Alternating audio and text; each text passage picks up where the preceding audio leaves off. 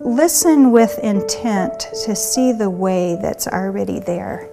In the context of leadership, there are some typical leadership skills or traits that are kind of known out there in the marketplace that everybody talks about and writes about, but this was very different.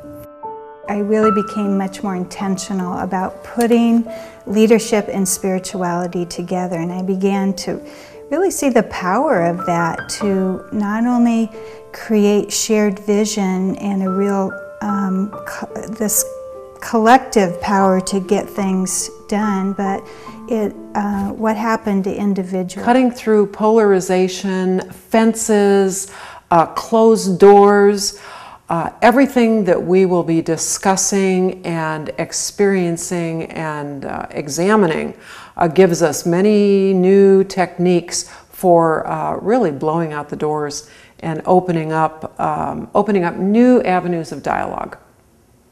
I found that there had to be a connection between one's living a spiritual life, a contemplative life, and leadership. And Janet Dray introduced that topic, and it lit fire for me. I began seeing a connection between issues of one's spiritual life and leadership, and it comes under the big umbrella of contemplative leadership. How do we take quality leadership development that really helps people learn and grow and combine that with contemplative practices, living contemplatively, and bringing our contemplative living into our day-to-day lives of action? And that is really a paradox. From my own experiences, those places of paradox, I fought them. I sometimes still fight them because there's a tension involved. And sometimes I want to resolve the tension one way or another.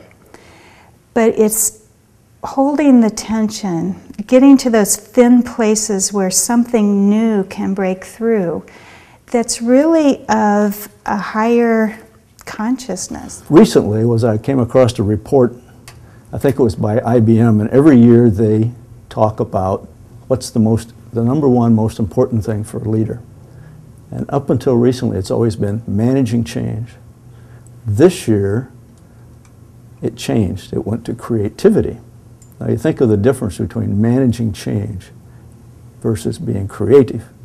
And so to be creative, you got to come from somewhere else. It's not just head stuff and having the numbers and having the facts and figuring it out. You got to almost be intuitive, or you do have to be intuitive. Comes from my gut, comes from my heart, in order to be a really great leader, which that starts to pull in the spiritual aspects of leadership. It's coming somewhere other than from our head, heart, gut reactions. I've come to realize that there are no barriers, and actually there's a lot to be gained by tearing down those walls between all the silos in my life. My business hat, my leadership hat, my social justice hat, my contemplative spiritual path. They really all can become one through study and discussion with others on this very contemporary and yet very ancient topic.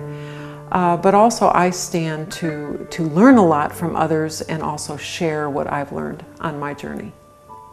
Seems almost counterintuitive, because you think of as a leader of having all the information and being the leader, being out front and knowing exactly what's going on. Where this is saying you don't always know what's going on. You got to lead from the heart again. What has evolved is around this thing of contemplative leadership. And along the way I found language that's connected with spiritual intelligence and naming some things that in organizations, many professional organizations talk about emotional intelligence.